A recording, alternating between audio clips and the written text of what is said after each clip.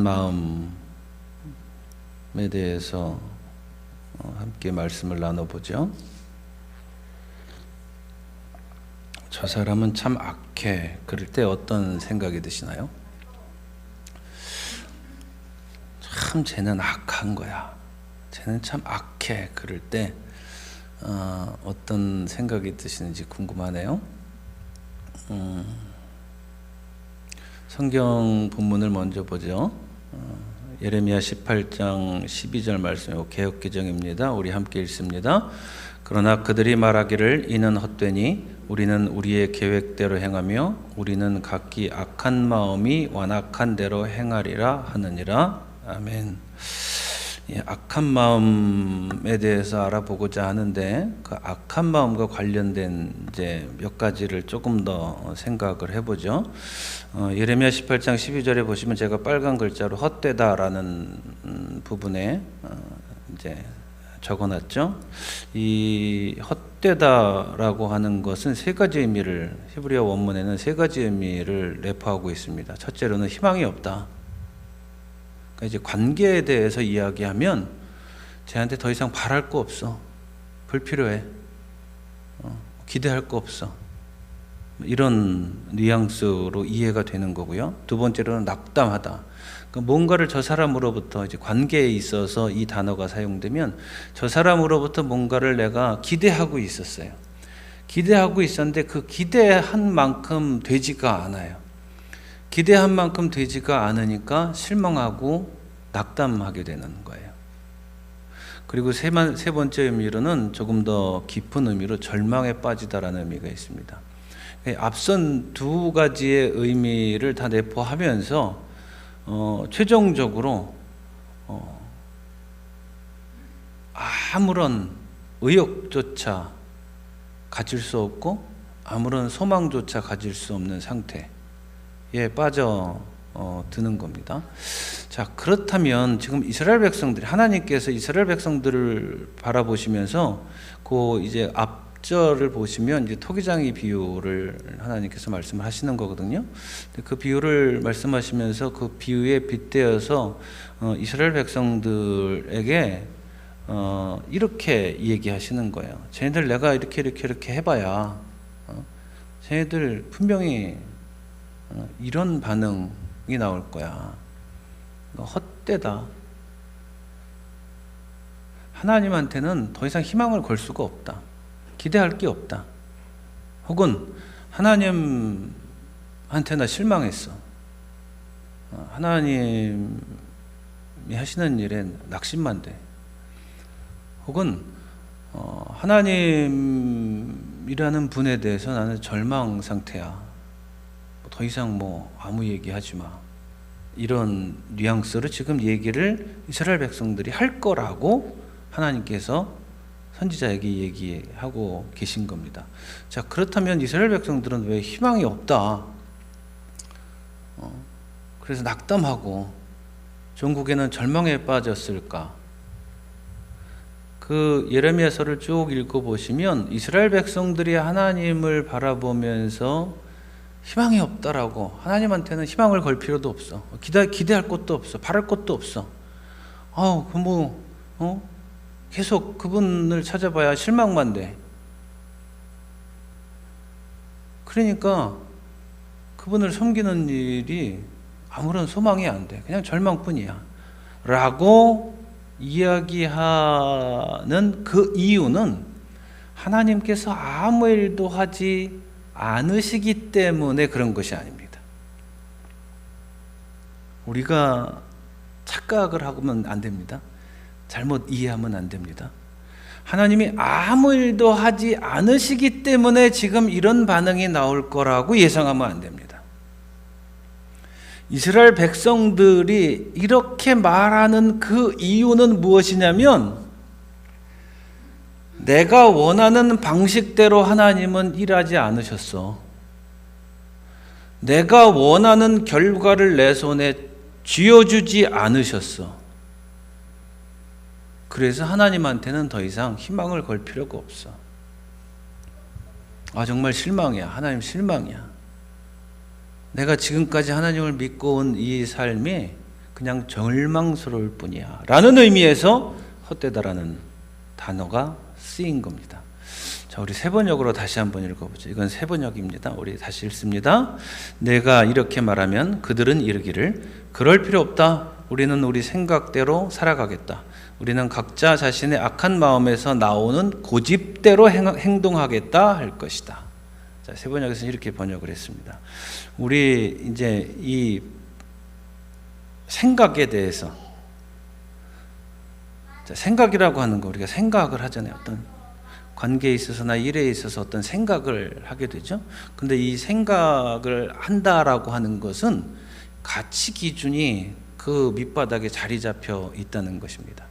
나름대로 자기 자신만의 가치 기준, 그것이 다른 사람들과 공유가 되든 되지 않건, 부합이 되건 부합이 되지 않건 간에 자기가 가지고 있는 가치 기준에 따라서 생각을 하고 그 생각 이후에 선택과 판단을 하게 되는 거겠죠. 그런데 이 가치 기준은 가만히 보면 교육과 경험이라는 틀로 이 가치 기준이 형성이 됩니다. 자, 교육. 영유아기 때는 누구로부터 우리가 교육을 받죠? 식구들, 부모님들. 하지마, 잘했어, 안 돼, 잘못하는 거야, 너 잘못했지, 그러면 안 돼, 더 이상, 이건 이렇게 하는 거야, 이건 저렇게 하는 거야. 거기에 따른 말에 반응을 하다 보니 좋은 경험을 하게 되고 나쁜 경험도 하게 되죠. 이것이 가치 기준을 형성하게 되는 겁니다. 이제 뭐 지금 세대는 뭐 아주 아기 때부터 보니까 그 유치원이나 어린이집을 보내는 것 같은데 한 3살이면 보내나요 요즘에? 우리 저희 시우 보내나요? 몇 살 때 보내기 시작했어요? 예? 3살. 만은 아니죠 그게. 예. 그러면 만으로 한 2살 때부터 보내는 거잖아요. 그 교육기관의 영향을 더 많이 받겠네요. 유치원 나오신 분들 계세요? 유치원 나오신 분. 50대 이상의 유치원 나오신 분. 50대 이상의 유치원, 이진호 장로님 유치원 나오셨어요? 교육의 연한이 깊으신데? 유치원도 다니시고? 40대 중에 유치원 다니신 분들 계세요? 그래요? 유치원 가서 뭐 배우셨어요? 기억나세요 혹시? 안 나죠? 그런데 가만히 그 당시에 유치원에서 가르치던 교과 내용들을 잘 보면 무엇을 해야 될지 무엇을 하지 말아야 될지를 근간으로 해서 가르치죠. 다른 사람들과 어떻게 지내야 되는지 어떻게 지내면 안 되는지에 대해서 가르치죠. 거기서부터 나름대로의 경험이 축적이 되고 그것들이 계속 중학교, 초등학교, 중학교, 고등학교, 대학교를 지나면서 가치 기준이 형성이 되죠. 자, 이렇게 보면 교육과 경험이 나의 가치 기준이 돼서 그 가치 기준 위에서 생각을 하는 거고 그 생각에 따라서 선택과 판단을 하게 되는 거죠. 일에 대해서도 그렇지만 사람에 대해서도 우리는 그렇습니다. 그래서 내가 보기엔 그거 아니야 라고 할 때 나에게는 아닌 것이지만 상대방이 생각할 때는 아닌 것이라고 말하기가 어려울 수도 있습니다. 그런데 나와 비슷한 가치 기준을 가지고 있는 사람들이 많아서 그 대다수의 사람들이 그것이 옳다 그러면 거기에 대해서 벗어나 있거나 다른 의견을 내는 사람은 우리말로 틀렸다라고 치부를 하죠. 우리는 지금 그렇게 살아가고 있습니다. 이 집단의식이 강한 이 한국 사회에서는 이게 항상 어르신들이 그랬잖아요. 모난돌이 정먹는다고. 뭔가 다르거나 뭔가 벗어나 있으면 그건 잘못된 거, 틀린 거 이렇게 평가를 해왔어요. 자, 우리는 그렇게 살아가고 있습니다. 대개 보면 그래서 자기 자신의 교육과 경험에서 생성된 가치 기준, 그 가치 기준 위에서 형성된 생각, 그 생각에 따라서 선택하고 판단하면서 그것이 자기가 옳은 줄 알아요. 그것조차도 정당하다라고 100% 옳다라고 그게 정의라고 말하기 어려운 건데 우리는 거기에 더하여서 예수를 그리스도라고 믿는 사람들입니다. 그러면 우리가 어떤 선택을 하고 어떤 판단을 할 때 그 선택과 판단 이전에 있는 생각은 어디서 왔습니까? 어떤 종류의 생각을 형성하고 있는 건가요? 그러면 그 생각을 형성시키는 가치 기준이 정말 기독교적인 가치 기준인가요? 기독교적인 가치 기준이 생기려면 하나님의 말씀을 철저하게 배우고 그 말씀에서 생겨난 경험이 동반이 돼야 되는데 과연 우리는 그래 왔나요? 교회가 왜 문제가 되는지 아십니까? 이건 교인들에 대해서 얘기하는 거 아닙니다. 교회 전체, 목사를 포함한 전체에 대해서 얘기를 하는 겁니다. 왜 문제가 되는지 아십니까? 이게 없기 때문에 그래요. 기독교적인 가치를 가지고 생각하고 그 생각에 따라서 선택하고 판단할 줄 모르기 때문에 그렇습니다. 그러면 왜 기독교적인 가치가 우리 안에 없는가? 하나님의 말씀을 제대로 공부하지 않으니까. 또 하나는 그 말씀에 따라 살아보니 이렇고 저렇고 그렇더라라고 하는 그 경험이 내재화되지 않으니까. 그러니까 교회에서 문제가 생기는 그 모든 이유들의 근원을 바라보면요, 다 자기가 옳아서 그래요. 자기가. 내가 옳아서 그래. 내 마음에 안 들어. 잘못된 거야. 내가 보기에 너 틀렸어. 너 잘못된 거야. 이게 사실은 기본적인 전제로 깔려 있는 겁니다.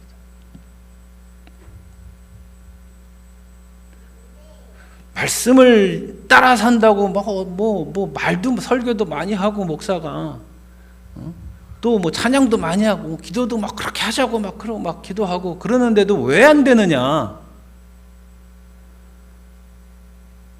성경 교육이 제대로 안 돼 있고요. 그 하나님 말씀에 따른 경험이 축적되어 있지 않기 때문에 그런 겁니다. 그렇게 보면 이스라엘 백성들하고 별반 다르지 않습니다. 왜? 하나님은 내가 원하는 방식대로 내 삶의 문제를 해결해 주셔야 되는데 내가 원하는 방식대로 문제를 해결해 주시지 않으시니까 내가 원하는 결과를 내 주셔야 되는데 내가 원하는 결과를 내 주시지 않으시니까 헛되다. 그럴 필요 없다. 희망이 없다. 진짜 낙심된다. 하나님 믿은 거. 아이고 이게 내가 지금 수십 년 동안 믿어온 거 참 절망스럽다. 이 이스라엘 백성들이 행하는 반응과 우리가 시험과 환란에 빠졌을 때 느끼는 감정, 생각이 별반 다르지 않다는 겁니다. 자, 성경은 그래서 악한 마음을 이것으로 표현하는 겁니다. 이스라엘 백성들이 잘못한 거에 악한 마음을 가지고 있어요. 그거를 전제하지 않는 거 아닙니다. 악한 마음을 가지고 있는데 그 악한 마음은 어디서부터 시작돼서 출발한 거냐면 하나님을 바라보면서 하나님이 자기 자신들의 방식대로 일하지 않으시고 자신들이 원하는 결과를 내놓지 않으시니까 마음이 상심됐어요. 마음이 상했어요. 그래서 헛되다 그러는 거고, 그래서 낙심했다 그러는 거고, 그래서 하나님한테 희망 걸 필요 없다, 기대할 필요 없다, 그게 절망스럽다. 이게 마음이 상한 거예요. 여기서부터 악한 마음이 자라나는 겁니다. 이 악한 마음이라고 하는 건요, 이 히브리어 원문의 의미 가운데 하나가 뭐냐? 악한 마음 그럴 때는 부서져 버린 마음이라는 뜻이 있어요. 악하다라는 뜻은요. 이렇게 바닷가에 가시면 이렇게 바닷가 돌이 있잖아요. 그 돌이 부서져 버린 거예요. 그렇게 이미지를 연상하시면 돼요. 단단해야 되는 그 돌이 깨지고 부서져서 바스러져 가는 상태. 그걸 악하다고 그러는 거예요. 우리가 윤리 도덕적으로 무엇인가를 어겼다, 윤리적으로 어겼다, 도덕적으로 어겼다, 그래서 악하다. 성경은 사실은 그런 거는 별로 우선순위에 두지 않아요. 성경이 우리에게 가르치고 있는 것은, 우리가 악하다라고 하는 것은 하나님을 바라보면서 우리의 마음이 부서져 버린 상태. 그래서 거기서부터 시작돼서 마음이 상하고, 마음이 상한 그곳에서부터 이런 지금 하는 말들이 하나님 앞에 튀어나오는 거. 좀 의미를 살려서 12절을 번역을 해놓은 거예요. 이거 제가 한 건 아니고요. 구약학자가 해놨는데 마음에 들어서 우리 한번 같이 읽어볼까요? 들어보세요. 우리는 하나님을 신뢰하려고 노력했지만 소용없었어요. 하나님은 손가락 하나 까딱하지 않으셨는데 왜 우리가 그분을 귀찮게 하나요?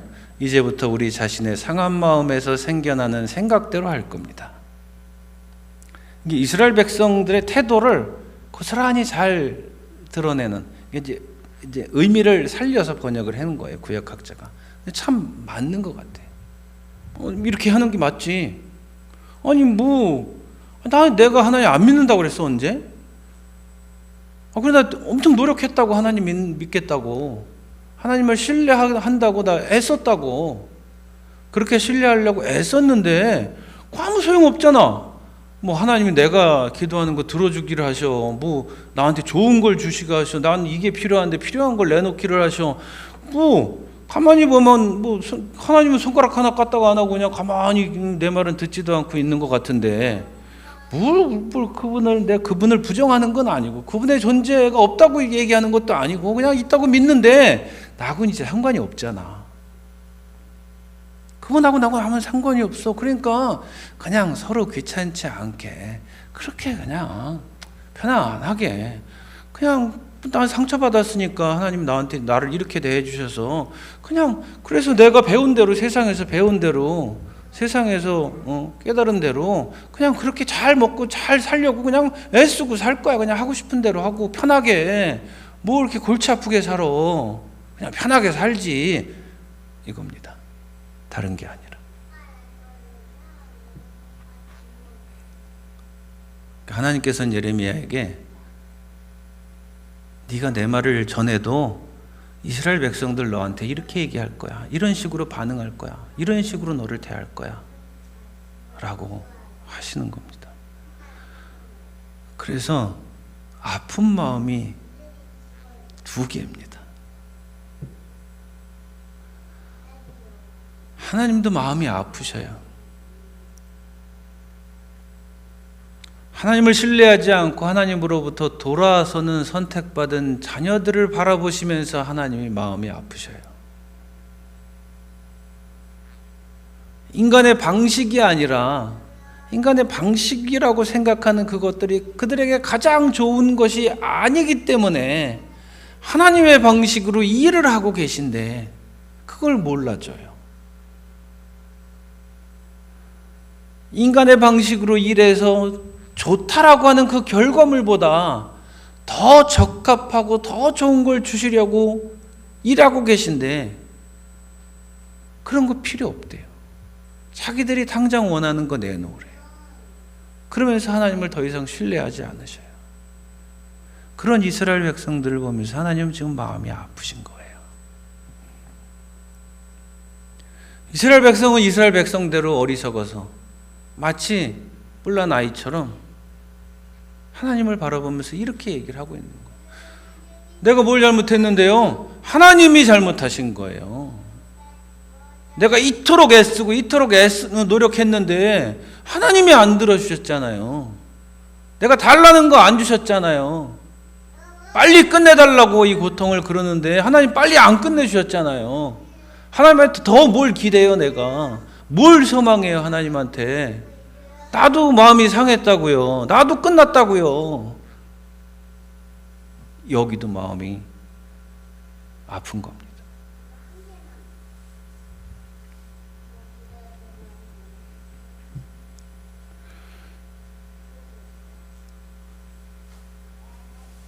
깨어진 관계는 이런 겁니다. 깨진 관계는 그렇죠. 그런데 아프다라고 하는 것이 신뢰가 완전하게 사라졌다 그런 건 아닙니다. 내가 원하는 모습, 내가 바라는 모습이 아닐지라도 신뢰할 수 있습니다. 당장 우리만 해도 그렇지 않은가요? 이 최 목사가 지체들 각자 보기에 각자가 바라는 목사의 이미지가 있고 바라는 모습이 있을 텐데 거기에 부합하던가요? 우리 시우가 아니요 그랬어요? 아 그래요? 네. 그렇지 않아요.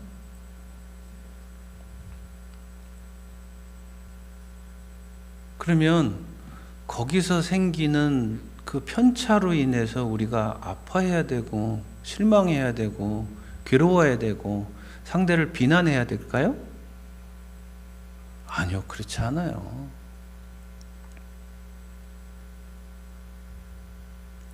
그러면 그렇지 않으려면 뭔가 하나라도 있어야 되잖아요, 우리 안에.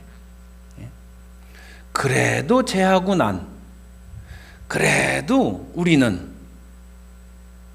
이렇게 말하려면 뭔가가 하나 있어야 되거든요.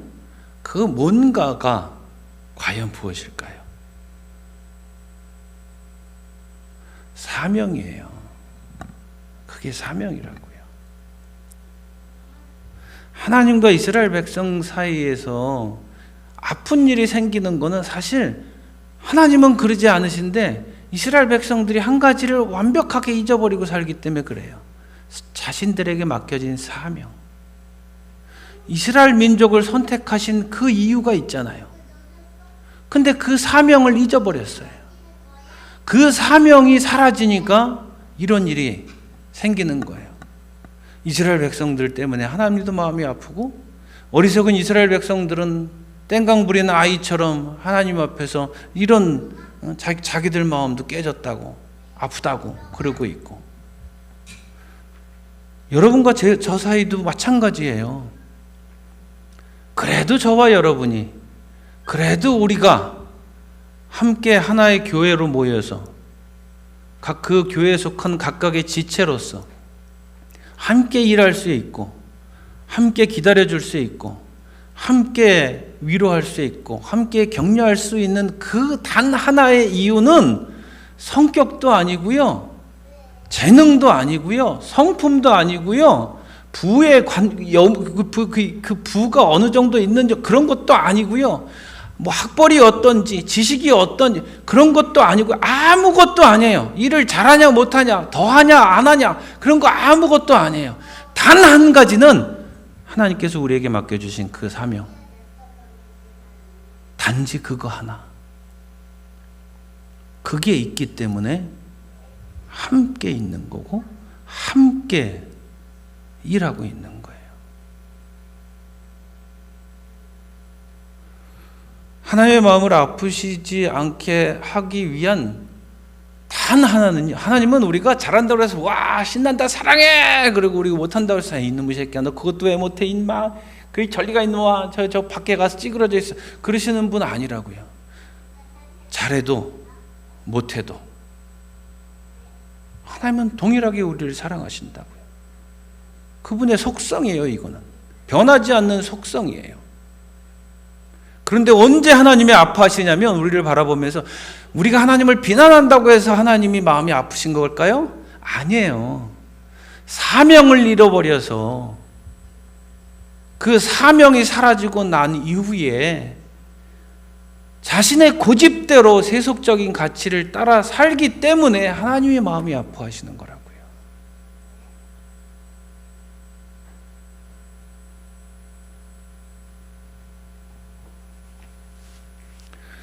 이 사명을 잃어버리지 않으면 우리는 얼마든지 신뢰할 수 있습니다. 우리들 사이에서도 서로 신뢰할 수 있고요. 하나님을 향한 신뢰가 사라지지 않을 수 있어요. 그 신뢰가 살아있으면요, 소망이 생겨요. 내가 알 수 없는 내 앞날에 하나님께서, 나를 신뢰하시는 하나님께서, 또 내가 신뢰하는 하나님께서 어떻게 하실지를 기대하는 소망이 있기 때문에 흔들리지 않아요. 흔들리지 않고 아무것도 모르는 그 영역으로, 미래라고 하는 그 영역으로 우리가 걸어갈 수 있는 거예요. 그리고 그렇게 걸어가는 그 모습을 믿음이라고 표현을 하는 겁니다.